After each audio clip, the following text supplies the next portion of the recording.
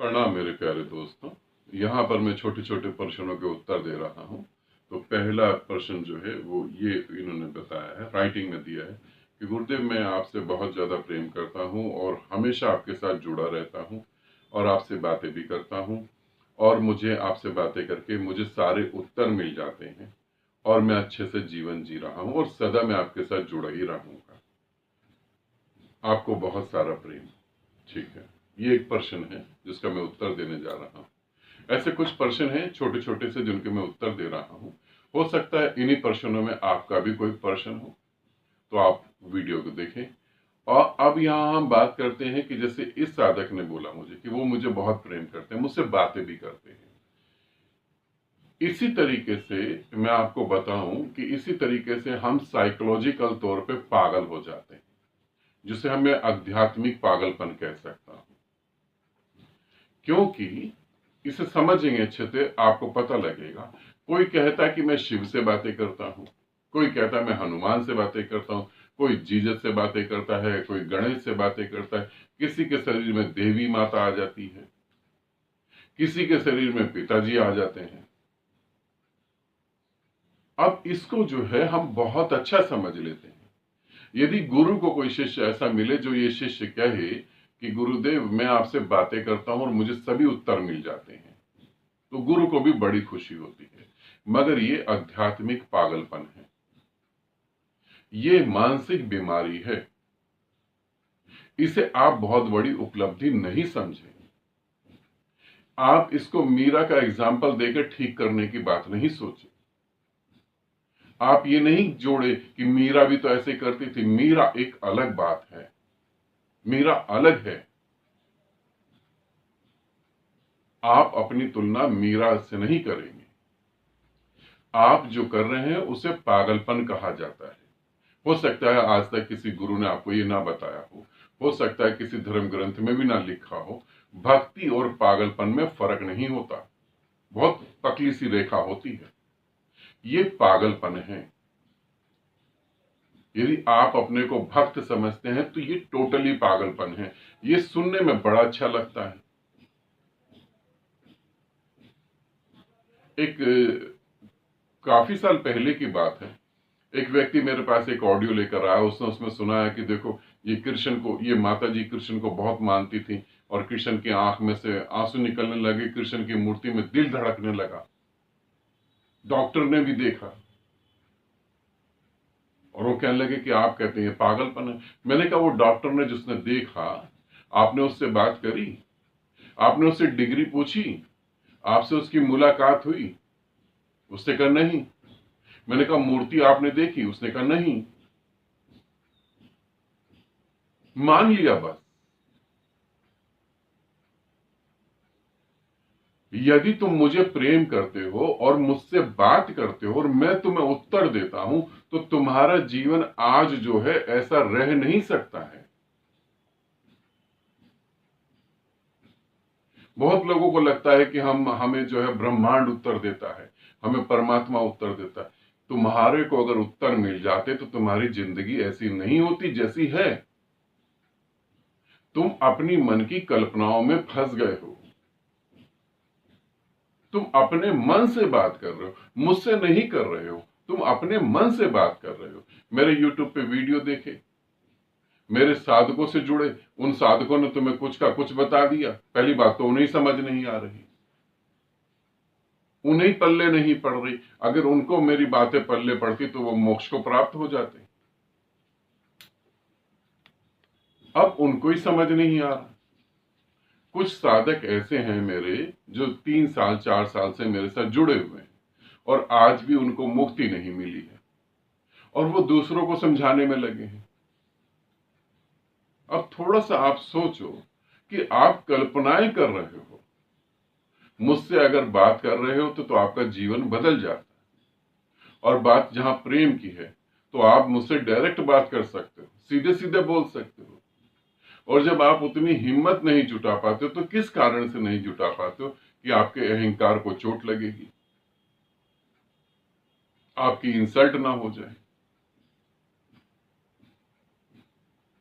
आपको डर लगा रहता है अपनी इमेज को खोने के लिए। फिर आप मुझसे बात कैसे कर सकते हो? जिसे आज अपनी इमेज की चिंता है, वो गुरु के सामने खड़ा ही नहीं हो सकता। जिसे अपनी इमेज से मतलब ही नहीं है, वही गुरु के सामने खड़ा हो सकता है। तो तुम जो सोच रहे हो वो आध्यात्मिक पागलपन है। इसमें ज्यादा मत डूब जाना। कहीं गति नहीं होगी। मौत जब आएगी तब आपको पता लगेगा सिर्फ आपने अपने आप को धोखा दिया है और कुछ भी नहीं करा। मेरे से बात करोगे, मैं तुम्हें उत्तर दूंगा, तुम प्रश्न पूछोगे, तो निश्चित ही कुछ समय बाद तुम मेरे जैसी जिंदगी को जीने लगोगे। इसे समझना। और जब मेरे साधकों से बात करो तो ये तो समझो उनकी साधना में गति कहां पर है। उनकी गति को भी देखो। काफी सारे साधक हैं, हाँ वो अच्छे साधक है, तुम उनसे बात करो, वो तुम्हें उत्तर देंगे, वो अपने एक्सपीरियंस में उत्तर दे रहे हैं। मगर कुछ साधकों को तो अभी तक उनको कुछ भी नहीं पता लगा। आज भी जब वो ध्यान करते तो उनके विचार इतने चलते हैं, स्वयं के विचार नहीं रुक पा रहे हैं। क्योंकि मैं नहीं चाहता कि मेरे साधक सोशल वर्क करें, मगर वो सोशल वर्क कर रहे हैं। उन्हें साधना से मतलब नहीं है। इस बात को समझना। ठीक है, तुम मुझसे नहीं अपनी कल्पनाओं से बात कर रहे हो। यदि मुझसे प्रेम करते तो मुझसे ही बात करते, कल्पनाओं से नहीं। दूसरे प्रश्न को लेता हूं। दूसरा प्रश्न पूछा है कि गुरुदेव, मैं एक एक पल आपके साथ जीना चाहता हूं। स्वागत है तुम्हारा। बड़ी हिम्मत की बात है। ये आधा प्रश्न है, आधा भी बता रहा हूं।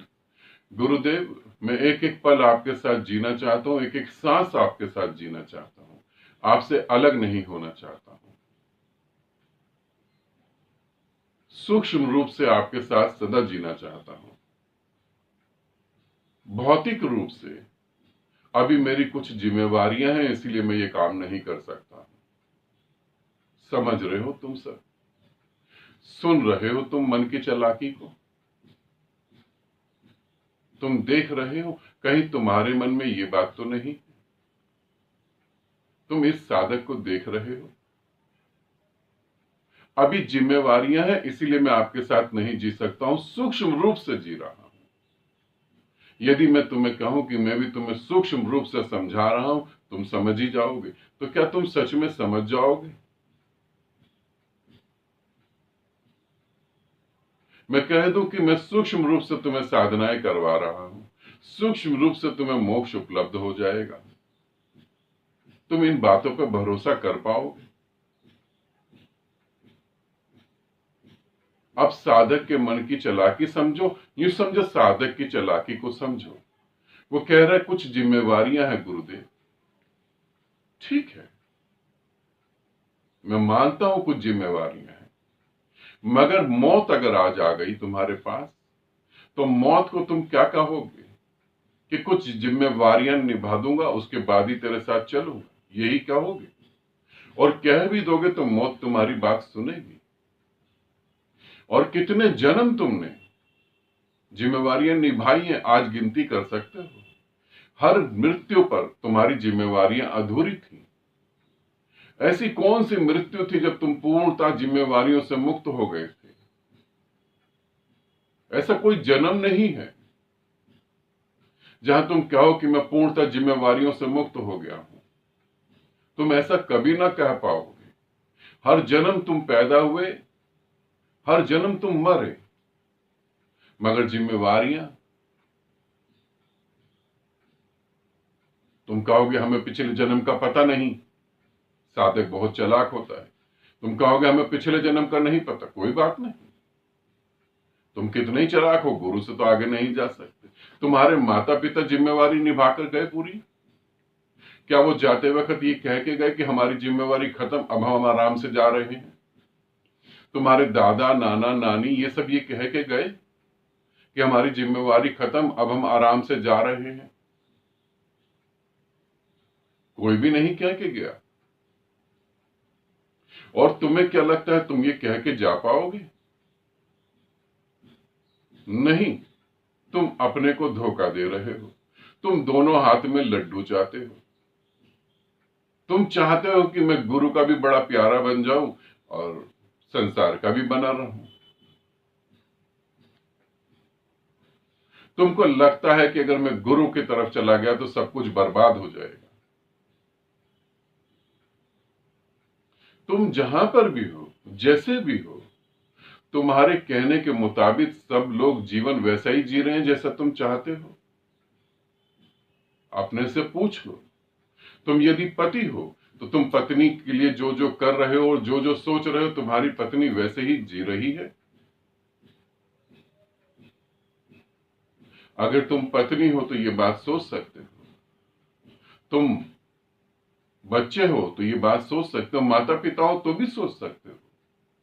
तुम्हारे हिसाब से कोई भी कहीं जिंदगी जी नहीं रहा है। और चलो, मुझे तो तुमने कह दिया, ठीक है, मुझे कोई दिक्कत नहीं है। तुम मेरे साथ जी के आनंदित महसूस करोगे, ठीक है, मगर मैं तुम्हारे साथ जी के आनंदित महसूस करूंगा ऐसा नहीं। मैं तो आनंदित ही हूं। मैं तो आनंदित ही हूं। मगर तुम ये देखो कि मुझे तुम समझा रहे हो अपनी भाषा में। तुम अपनी भाषा में मौत को समझा पाओगे? मौत को कह पाओगे ये सब? और अनंत अनंत तुमने जन्म लिए हैं इसी जिम्मेवारी को निभाने के लिए। क्या सच में तुम जिम्मेवारियां निभाते हुए आनंदपूर्ण महसूस कर रहे हो अपने आप में? क्या तुम्हें ऐसा नहीं लग रहा कि जीवन को तुम ढो रहे हो? कि तुम्हें ऐसा नहीं लग रहा समाज के डर के मारे तुम जो कदम उठाना उठा नहीं पा रहे हो?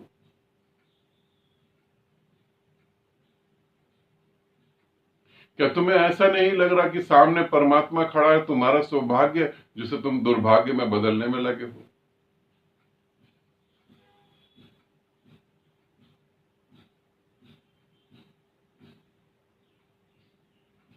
स्वयं को धोखा ना दो। यूं कहो कि अभी मैं परमात्मा से मिलने के लिए तैयार नहीं हूं। अभी मैं परमात्मा से नहीं मिलना चाहता। अभी तो बस मैं थोड़ा अपने मन को तसल्ली दे दूं, इसीलिए बस ये बोल सकता हूं कि एक दिन ऐसा आएगा जब जिम्मेवारियों से मैं मुक्त हो जाऊंगा और फिर गुरु की शरण में चला जाऊंगा। एक दिन ऐसा आएगा, पृथ्वी मिट जाएगी, सूरज मिट जाएगा, चांद मिट जाएगा, ब्रह्मांड खत्म हो जाएगा। एक दिन ऐसा आएगा जब मैं जिम्मेवारियों से मुक्त होऊंगा। ऐसा कभी कोई दिन आएगा ही नहीं। ऐसा कभी कोई दिन नहीं आएगा। आज तक ऐसा कोई दिन आया ही नहीं।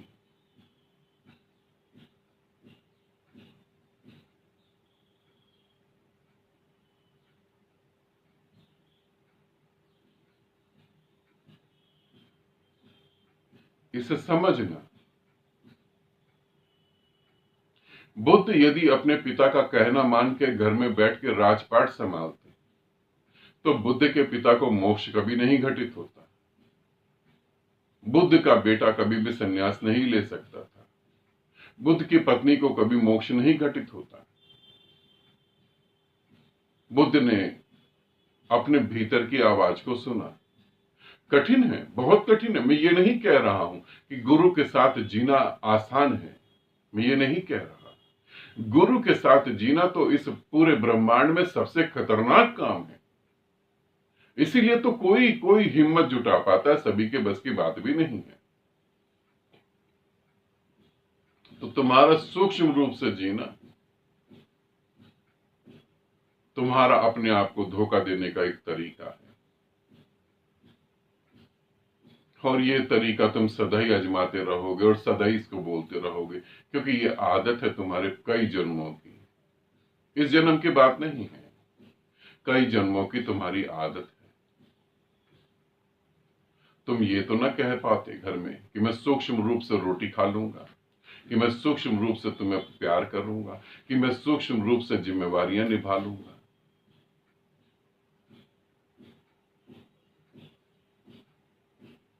अपने को धोखा नहीं दो। सत्य के मार्ग पे चलने वाले साधक को अपने को धोखा नहीं देना चाहिए। अपने को धोखा मत दो। तुम मोह में पड़े हो, जिम्मेवारियां, तुम मोह में पड़े हो, जिम्मेवारियों का, शब्दों का सहारा ले रहे हो। तुम अभी मोह से मुक्त नहीं हो पा रहे हो, और गुरु भक्ति या गुरु प्रेम अभी तुम्हारे भीतर जागा नहीं है। जिसके भीतर जाग जाता है, इस ब्रह्मांड की कोई ताकत नहीं है जो उसके पांव को रोक दे। ये भी ध्यान रखना। जिसके भीतर वो जाग जाता है, जिसके भीतर वो आग लगती है, उसको इस पृथ्वी पर कोई भी नहीं है जो रोक दे। कोई नहीं रोक सकता उसे। तुम्हारे भीतर वो चिंगारी अभी जागी ही नहीं। ठीक है, अपने को समझो, आनंदित रहो, सदा खुश रहो। बहुत बहुत प्रेम आप सभी को।